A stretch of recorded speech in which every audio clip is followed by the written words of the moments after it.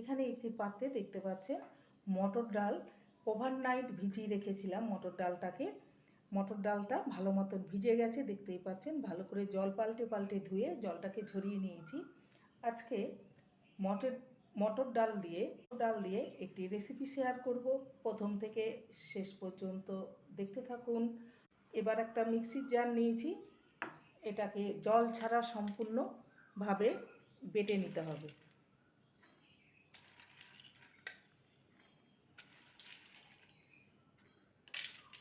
এর মধ্যে দিয়ে দেবো 2 টুকরো আদা আর 2টো কাঁচা লঙ্কা। জল ছাড়া একদম শক্ত টাইট করে বেটে নিতে হবে। আপনারা চাইলে শিল নোড়াতেও বেটে নিতে পারেন। এরকমই শক্ত করে পিষে নিতে হবে। এরকম মুঠোর আকারে করে নেব, এইভাবে রেডি করে নেব।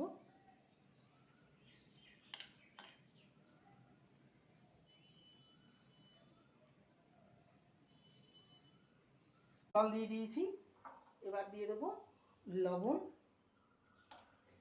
লবণটাকে ভালো করে মিশিয়ে নেব। ফ্লেমটাকে হাইতে রাখতে হবে।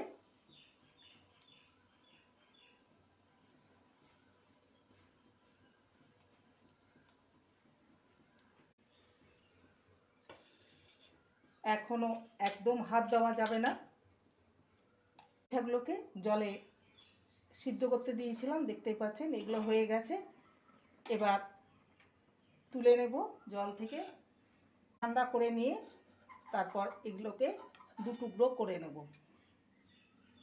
আর জলটা ফেলাবো না, জলটা রান্নার কাজে ব্যবহার করে নেব। তেলটা গরম হয়ে গেছে, এবার মুইঠাগুলোকে ছেড়ে দেবো। মশলা রেডি করে নেব। হলুদ গুঁড়ো, জিরে গুঁড়ো 1/2 টিস্পুন, ধনে গুঁড়ো 1/2 টিস্পুন, আর কাশ্মীরি লঙ্কার গুঁড়ো।